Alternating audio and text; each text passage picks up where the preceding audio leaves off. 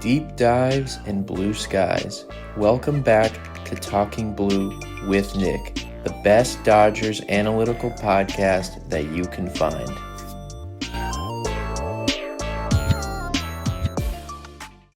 Ladies and gentlemen, welcome back to Talking Blue, the best Dodgers analytical podcast that you can find. I am your host, Nick. Today you're listening to episode 61 of Talking Blue. 61 episodes. Thank you guys so much. You can tell by the title, we're going to talk about bullpen stuff, a couple of the games that happened this week. There were so many games and so much things to talk about. And then we're going to talk about, of course, Clayton Kershaw's retirement. Quickly, as always, you can get this podcast on Apple Podcasts, on Spotify. Subscribe to the YouTube channel. Turn on the notifications so you don't miss any of the new videos dropping. You can follow us on all social media at Talking Blue Pod. Follow myself at Talking Blue Nick on X. Shout out to Alex Vesia. I made a cool video about him, and he actually gave me a like, so that's pretty cool. The best reliever in the Dodgers bullpen liked one of my videos. And you can follow us on Reddit as well at competitive-week8715. If you guys are used to the way I do these pods and these recaps, you know that I usually get on here, recap each game, go over what happened in the games, who played well, who didn't, stuff like that. There were a lot of games this week. Of course, the last time I talked to you guys, the Dodgers were on the verge of taking on the Phillies, trying to sweep them, gain some ground, and the seeding for the 2 seed. Of course, as you guys all know, since then the Dodgers have played 7 games. They lost 2 out of 3 to the Phillies, took 3 out of 4 against the Giants. A lot of stuff happened. In the middle of that Giants series, or I should say in the beginning, Kershaw announced that he's going to retire. Like I said, we're going to talk about all that. So today, though, instead of recapping every game because there's so many games that happened, I'm kind of just going to talk a lot about the bullpen and what the Dodgers can do, how can they work through the postseason with this bullpen, who are the guys that are kind of auditioning for certain spots, who can you trust, who can we not trust, some guys that are going to come off the IL from AAA, all that kind of stuff. We're kind of just going to talk about the bullpen and how the Dodgers are going to go about it this October. Then we'll close it up with Clayton Kershaw, and of course we'll talk about him and his career and all that stuff and what he means to us as fans, to myself, and all that kind of stuff. So quickly, roster moves, injury updates. The biggest one is Will Smith. He has continued with the hand injury. I actually alluded to this a few weeks ago that one of the worst things when it comes to injuries has to play through it. And that's exactly where Smith is at again. He kind of went through something like this in the second half last year. I think it was his ankle. He's got a hairline fracture. He's not going to play the rest of the year. They are hopeful that he can be back for the postseason. I actually would be kind of shocked if he wasn't on the roster for the wild card series, but we'll see. It's obviously too soon. And Rortvedt has been really good in his absence, and Dalton Rushing has come off the IL, so that does help. We'll see what happens with Will Smith. Hopefully he's back out there. Michael Kopech went back on the IL with right knee inflammation. The quotes and the words that Dave Roberts said is he is pitchable, so but he's still dealing with a few lingering issues. Reading between the tea leaves, that means that he probably still has some soreness in his knee, and plus his command as of late, since coming off the IL, has been horrible. He's never been a guy who has great command, but it's been so bad lately that they can't justify having him out there. So they're probably trying to get his knee a little bit healthier and then work through some command issues, and then we'll see what happens if he could, be on the postseason roster. If he feels like he can throw strikes and if he can be in the strike zone, I'd love to have Kopech, but right now he's been really bad. So the next 3 guys, Roki Sasaki, Brock Stewart, and then Kyle Hurt. Kyle Hurt is actually someone I don't think I've talked about on this pod. Kyle Hurt made his debut in 2023. He's been a starter and reliever in the minor leagues, has been coming back from Tommy John. He's been throwing in relief, getting ready to see if the Dodgers can possibly use him. Brock Stewart, of course, who they traded from the Twins, he is also looking like he's ready to come back. And then Roki Sasaki officially has come out of the bullpen twice. He's made 2 innings in relief out of the bullpen. They've both gone cleanly. He's been able to throw strikes both times while also having good velocity. So all of these guys are going to be options for the Dodgers. Definitely Sasaki and Stewart. I believe Stewart will come off the IL. We'll see who he replaces, and then I'm assuming Sasaki will get a chance as well. He's not a lock to make any kind of postseason roster, but with where the Dodgers bullpen is at, these three guys are going to be very key if they can help the Dodgers. Sasaki, again, they need to see him on the mound in a big league game. Probably, I just saw that he couldn't be activated before Tuesday, so likely Wednesday, and then we'll see. Maybe at that point he gets 2 innings on the mound before the regular season ends. That'd be really crazy if Sasaki makes the postseason roster, only pitching 2 innings in relief, but we'll see what happens there.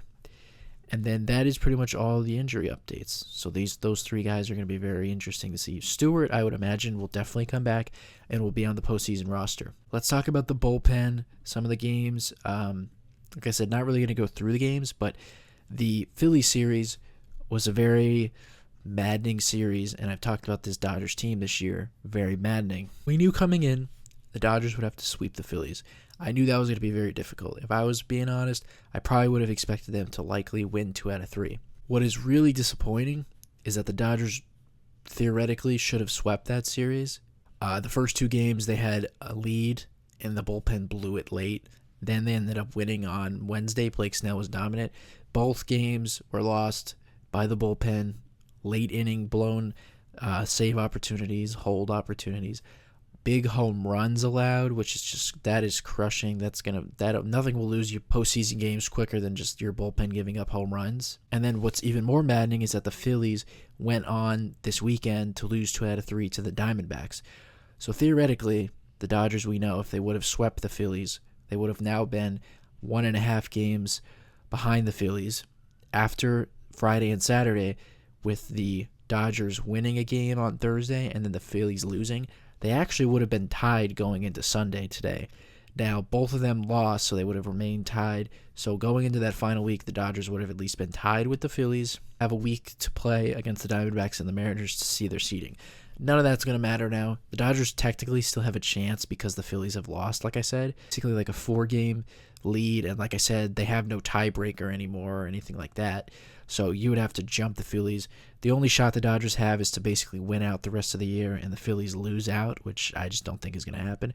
So we can at least officially turn our attention 100% to the wild card round, unless anything crazy happens. And by the next time I talk to you guys, it'll probably be official. But it'll probably be official. But the Dodgers are going to play in the wild card round, and we can look forward to that. These remaining 6 games where the Dodgers will play the Mariners and they will play the Diamondbacks. The Diamondbacks first, then the Mariners next weekend. It will all be about who can the Dodgers trust coming out of the bullpen, lining up the starting pitching, who's going to pitch when and where, the offense, all that. Now, a couple good things. The offense looked really good this week. They scored 5 runs on Monday, 6 runs on Tuesday, then 5 runs on Wednesday. They won a 2-1 game on Thursday against the Giants, 6-3 Friday, then 7-5 Saturday, and then today, the game that they lost 3-1. The offense looks really, really good. Shohei's been really hot as of late. Mookie has continued to swing the bat really well. Freddie Freeman, again, he's still getting his hits. Muncy started to do a little bit more damage in the Giants series. Michael Conforto has continued to be really good for the last 15 games. Pages, Teoscar, the offense looks really good. Even guys, like I said, like Ben Rortvedt, Miguel Rojas, really contributing. So Tommy Edman has been hitting the ball hard. So the offense looks like it's in a pretty good spot. Just want to see them maintain that throughout the final week. When it comes to the starting rotation, it's continued to be dominant, even with a couple guys this week dealing with some command issues. Yamamoto on Thursday afternoon, he actually pitched 5 1/3 innings, only didn't give up an earned run, but had 6 walks, which is kind of crazy. Yamamoto is such a funny pitcher because he's one of the best in the game. Super dominant year, we all know that. He's going to get Cy Young votes, like 2nd and 3rd place votes. When you think of Yamamoto, you don't really think of him as a pitcher who has bad command who walks a lot of guys. But if you look at his numbers so far, the first 2 years of his big league career, so far, his first year, he had a 6% walk rate, which is pretty good. That means you're a guy who doesn't really give up many walks at all. This year, it's jumped up all the way up to 8.6, which is below league average. And that really hurt. That last start really hurt his overall numbers. What's funny, though, is that Yamamoto isn't really that bad of a pitcher with his command. He kind of just will have these games every once in a while where he just literally can't throw a strike for whatever reason. and has these massive walk games, but then a lot of times he'll go 7 shutout and not allow walks. So kind of interesting, but don't really worry about his command too much. But again, the rotation lately has been really good. Glasnow, again, he also struggled with his command and struggled in the first inning against the Giants Saturday. Got through 5 innings, did allow 4 runs, but he had a lot of whiffs in that game and he struck out 7. So he still has really good numbers on the year. We know Blake Snell in that start against the Phillies, the one that they won, 7 shutout innings, 12 strikeouts, absolutely dominant. And then, of course, Shohei Ohtani has continued to look good. So the rotation is in a very good spot. You look ahead to who is scheduled to pitch this week in Arizona. It's actually scheduled to go Shohei on Tuesday, Snell on Wednesday, and then it'll be Yamamoto on Thursday.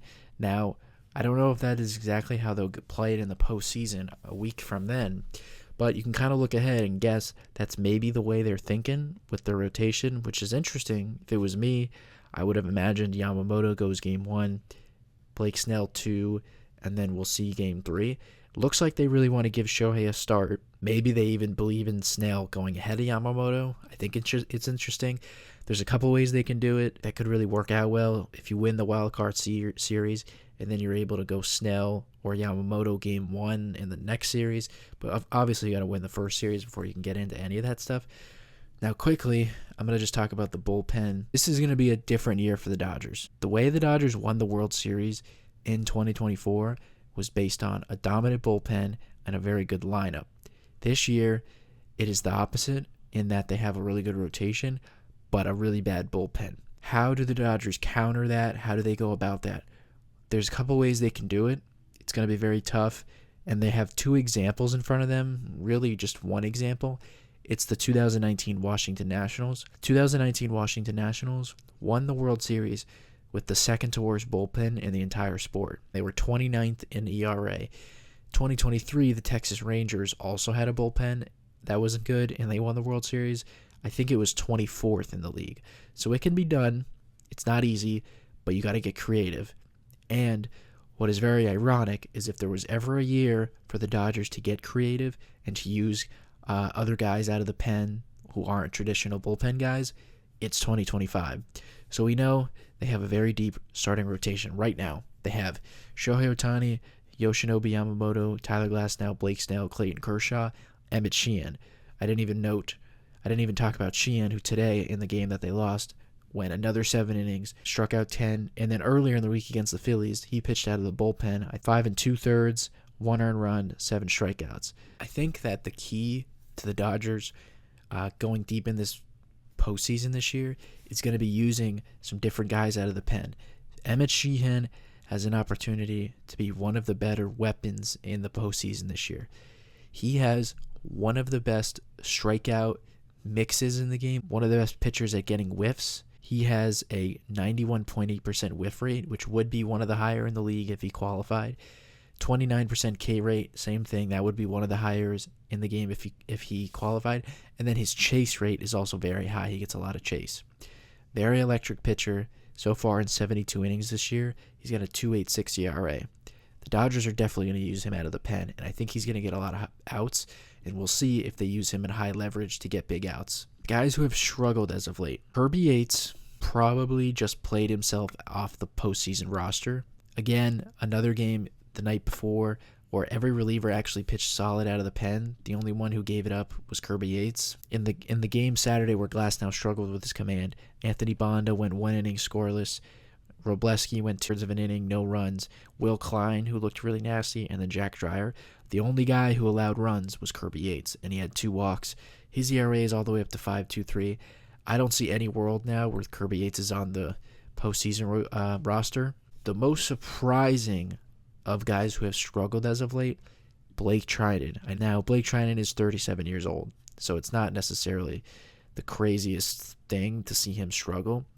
But Trinan, I don't know how, if you're Dave Roberts, you could trust Trinan right now. His ERA is all the way up to 4.56. Hasn't been getting a lot of strikeouts as of late. And the most confusing part about Trinan is his command. He's never been a guy with lockdown command, but he's never really been like a guy who's a big walk pitcher who gives up a lot of walks. But lately, for whatever reason, when he comes out of the pen, he is just not pounding the strike zone. Same thing to Kirby Yates. He does the same thing. Not pounding the strike zone, falling behind in the count a lot, and then he just has no choice but to serve something up. And they're both really struggling right now. Yates, I think, like I said, is not going to be on the playoff roster. Blake Trinan will, of course, because he has a much longer track record with the Dodgers. Now, we'll see. I wouldn't be surprised if Trinan found it and he became trustworthy again. The game on Sunday today was like, it felt like Trinan just had no chance. The confidence in him has really fallen off and really gone down. Crazy, because Trinan has been with the Dodgers for 5 years now, and he's gotten so many big outs in the postseason. And what's even more kind of crazy or hard to believe is his stuff is still there. Like, he actually has better stuff this year than he had in 2024, if you believe it or not. Because in 2024, he actually came off of 2 prior years where he had a lot of shoulder issues and a lot of time on the IL. And then in 2024, when he came back kind of early in the year, his velocity was mostly like 93, 94. This year in 2025, though, it's actually ticked up a little bit. In 2024, he averaged 94.5 on the sinker. Right now, he's averaging 95.5. So it's basically up an entire mile. They're going to have to go to other guys in the bullpen for sure. Obviously, we know Tanner Scott this year has been really bad. Another guy that I wouldn't be shocked if he got a lot of big outs in October. And right now, you look at the Dodgers' pen: Tanner Scott, Blake Trinan, Alex Vesia, Edgardo Henriquez, Jack Dreyer, Anthony Bonda, Will Klein, who is in there for Michael Kopech. He was brought up the other day, Kirby Yates, and Robleski. And if you look at all those names, we know Tanner Scott's had a bad year. Blake Trinan has blown a lot of games as of late. Vesia is no doubt their best reliever and their most trustworthy reliever. Edgardo Henriquez has been a very nice find, done a lot of big things for a young guy, but obviously he is 23 years old. Jack Dreyer, again, another guy who's gotten a ton of big outs this year, and I would feel good about him coming into a postseason game. But 26 years old, and he was a rookie this year. Anthony Bonda is another guy who got a lot of big outs last year, and he's actually been much better as of late. So I do trust him. Will Klein is another one of these interesting guys. I put it out on my X yesterday. Struck out the side Saturday night, averaging 99 miles an hour. Looked really nasty.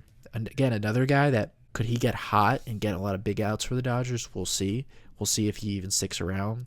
Kirby Yates, who has been horrible, and there's really no justifying him being on the postseason roster.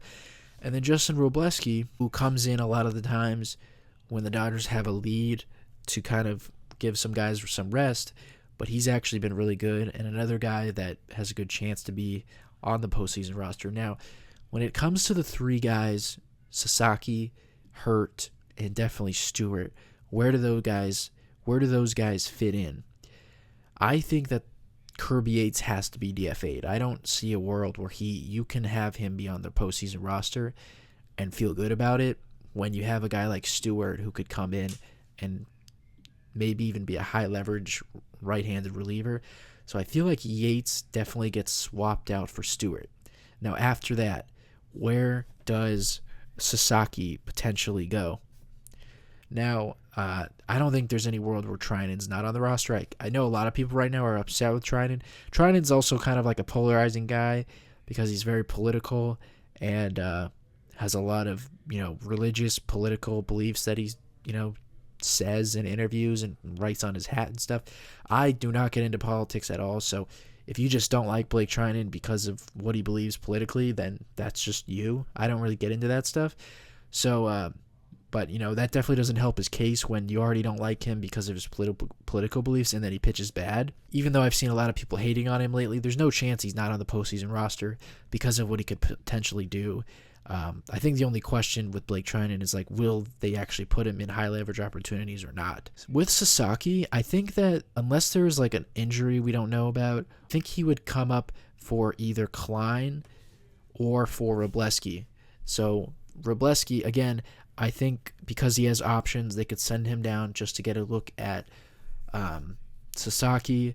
And then again, it depends with Will Klein. He has really electric stuff.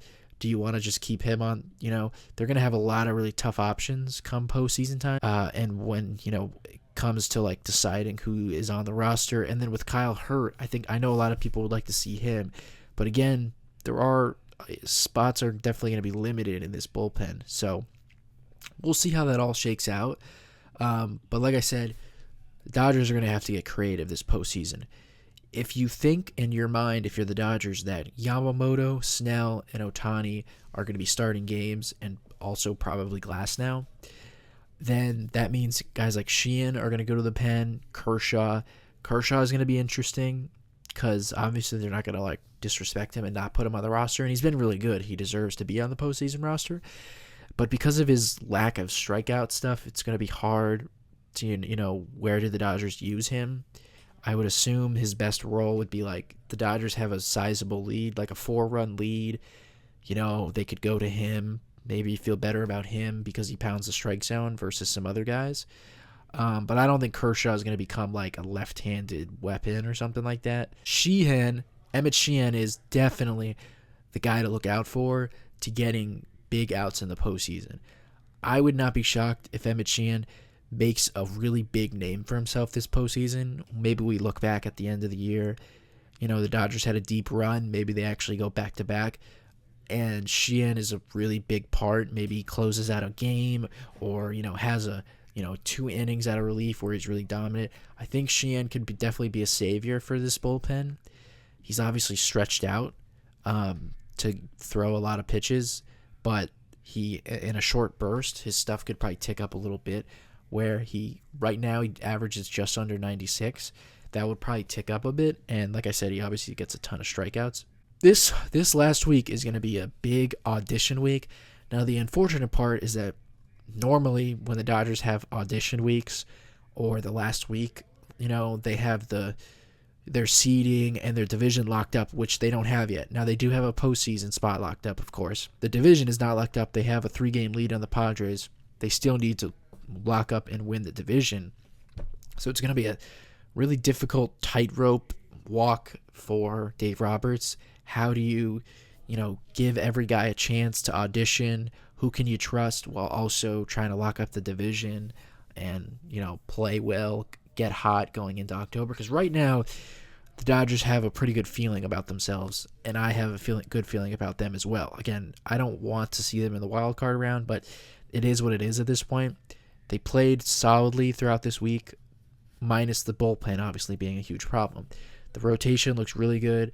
The lineup looks really good. It's just about figuring out to get those last 9, 12, 6 outs, whatever it ends up being. Like I said, if there was ever a year for the Dodgers to have a bad bullpen, it would be a year like this year where they have a lot of other starters and guys that could step up. So every year when a team goes on a run, you always see guys that step up that kind of come out of nowhere.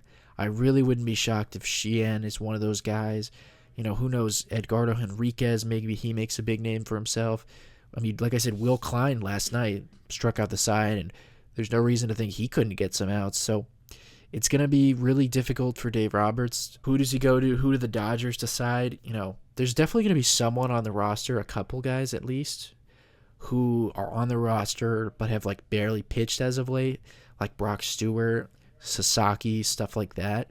So it's going to be really interesting. I think that the Dodgers have a chance to go on a run.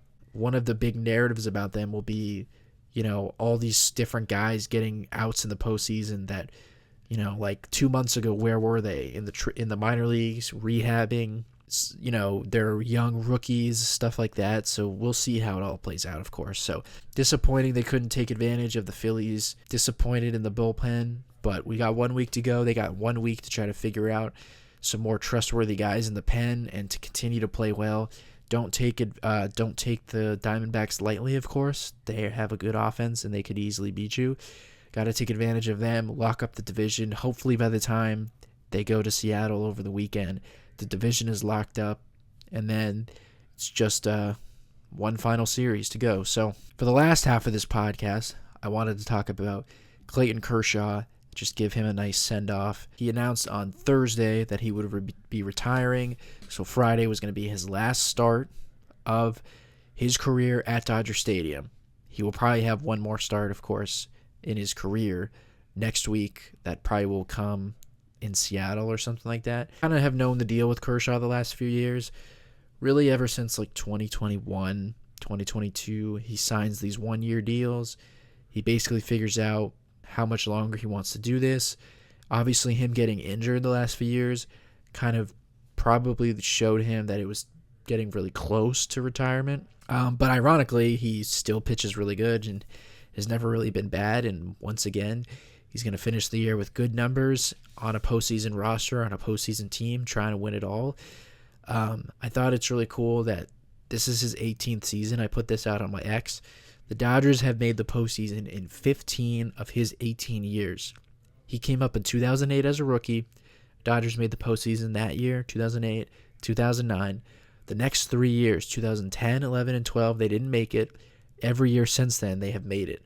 So that means there was only 3 years in the Clayton Kershaw era that the Dodgers didn't make the playoffs. Clayton Kershaw is the backbone of the sustained success for the Dodgers. There's no doubt about that. I've told you guys before how my Dodger fandom and the timeline of it all and how it all has worked out for me. I'm 25 years old. I started watching baseball as a kid in the late 2000s, and it was really the 2010s that I grew up on. Kershaw has always been at the forefront of that. And when I think of my Dodger fandom, he is the first player that I think of, and he's the first player that comes to mind. There's been a ton of players that I have seen come up as the Dodgers, fallen in love with, and then seen them go. You know, Matt Kemp I was a big fan of as a kid, Russell Martin, Corey Seager, Cody Bellinger, you know, even guys like Chris Taylor and Justin Turner. It was all sad to see those guys go. Kind of been a super polarizing player throughout his career because of a couple things. Since the era of the late 90s, early 2000s, when, you know, you had like Randy Johnson, Roger Clemens, Pedro Martinez, Greg Maddux, Smoltz, Glavine, like that era of great pitchers, and I know there's other guys I left out, he is the best pitcher since those guys. Like, of the 2010s for sure, and 2000s, like, there's not a pitcher better than him. You know, really, like, ever since Randy Johnson and Pedro Martinez retired, he is the best pitcher since those guys. He obviously gets lumped in with Verlander and Scherzer. Those are the three best pitchers of this generation, the three best pitchers of the last 15 years. In my mind, there's no doubt that Kershaw is better than him. I know Verlander has pitched a little bit longer and has a little bit more of the counting numbers, like he has more strikeouts and more wins. But when it comes to just straight up run prevention and just pound for pound, who's the better pitcher, Clayton Kershaw has a real argument, the greatest pitcher of all time. Now, when it gets into who's the greatest pitcher of all time, it's hard to make a decision. You know, you have guys like Cy Young and Walter Johnson who pitched so long ago. It was such a different game. You know, how do you compare those guys to, you know, Bob Gibson, you know, guys who pitched in the 50s and the 60s and the 70s, to the generation that I just mentioned in the 90s, to this generation? It's hard to compare those guys. You know, guys don't go as long now as they did back then. You know, Cy Young used to throw like 500 innings a year. Nowadays, guys barely throw 200. It's a very different game, but you look at the greatest ERA of all time, I believe Kershaw is number one, or Pedro Martinez is number one, but he's either one or two. One of the best pitchers of all time, no doubt. And like I said, the other reason that Clayton Kershaw is very polarizing, he had a lot of spotty postseason moments, and that has made him very polarizing, being such an incredible pitcher in the regular season, just every single year having an ERA sub 3, just two, you know, low 2s ERA, mid 2s, just every single year, just never had a bad year, literally just never was bad. But then there were times in the postseason that he just never was as good as that, or never was as close to that. Now, of course, a lot of that is overblown. A lot of that is kind of messed up by him pitching on short rest, him going out there and being left in the game too long. A lot of stuff, you know, a lot of it is not fair, but you can't argue with the numbers. I think his ERA is a full run higher in the postseason. There was just times that he just didn't pitch good. You know, 2014 when he was the MVP, the Cardinals beat him up a couple times. 2023 was one of the more heartbreaking, just to see Kershaw give up like 8 earned runs in the first inning or something like that. It's been, that's, like I said, that's what's kind of made him polarizing. And if you hear him talk a lot in interviews and when he talks to the fans and stuff, he always describes his relationship as like up and down. And it's just funny to hear him say that because for Dodger fans, he is like untouchable. He's like a living legend, like someone who is like almost unreal in front of you. Like all the Dodger fans just love Kershaw. So it's just kind of funny that he thinks of himself like that. Like Dodger fans, their relationship has been uneven. I get what he's saying with the postseason struggles, but I think a lot of that makes him polarizing because he would get a lot of flack for not being as good in the postseason. A lot of people, kind of making fun of him and stuff. You see that on social media. But there's no doubt he's one of the best pitchers of all time. Just a really good guy. It's kind of crazy. His whole career grew up in L.A., early in his career. He was a young kid. And now he's a father of, I think, almost four kids, and I think their fifth is on the way. 37 years old, I think. Holds most of the Dodgers' all-time pitching records. I mean, he'll have a statue in front of the stadium in a couple of years, probably.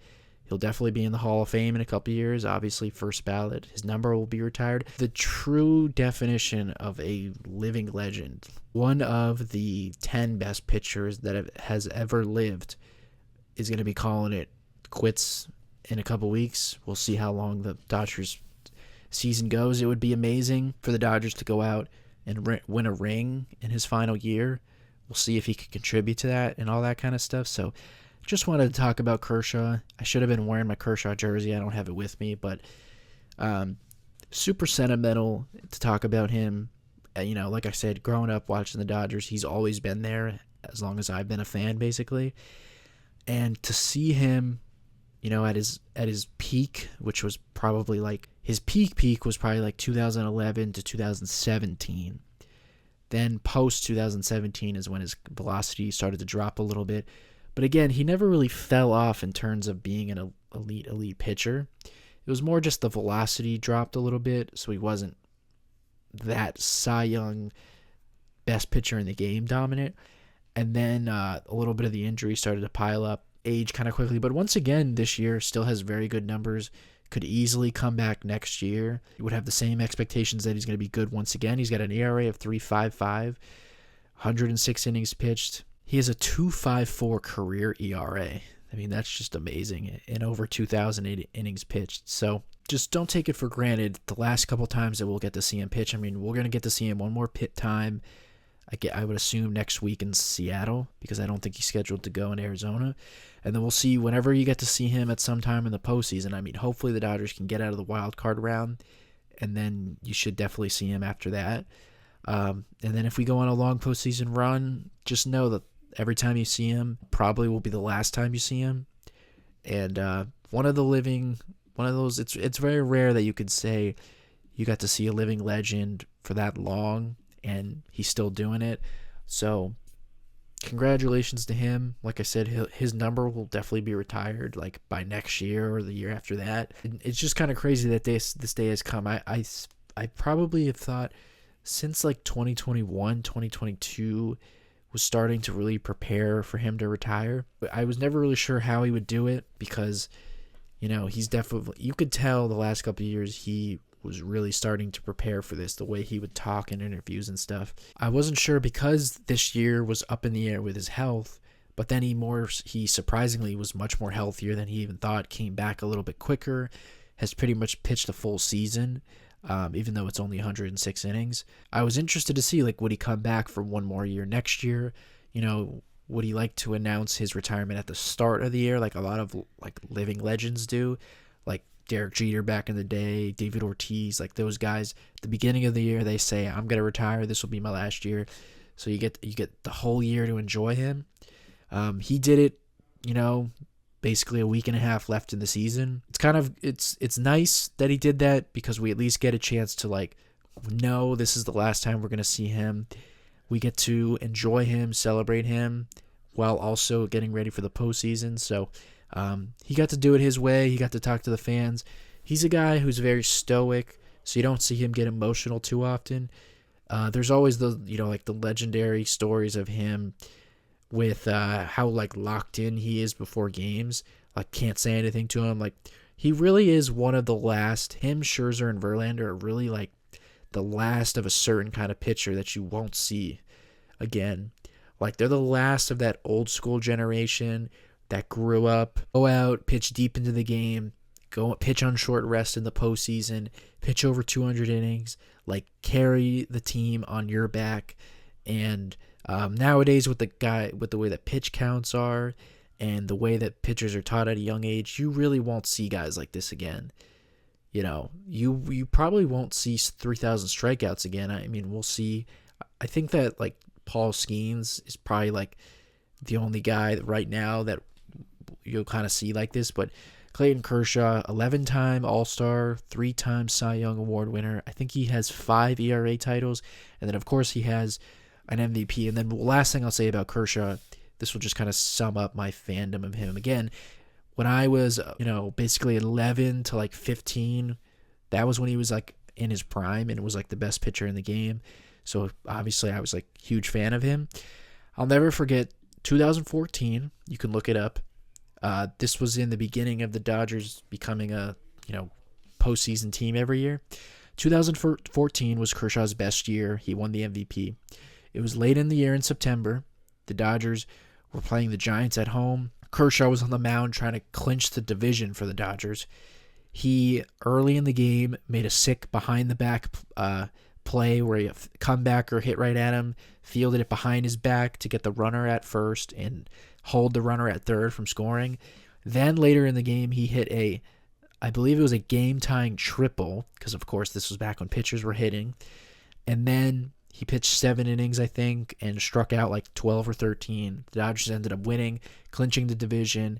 I can remember the crowd chanting MVP, and I can literally remember watching that on TV. And then ever since then, I just would always try to enjoy watching him pitch. Again, so many memories of him. Closing out the NLDS 2016, closing out the National League pennant 2018.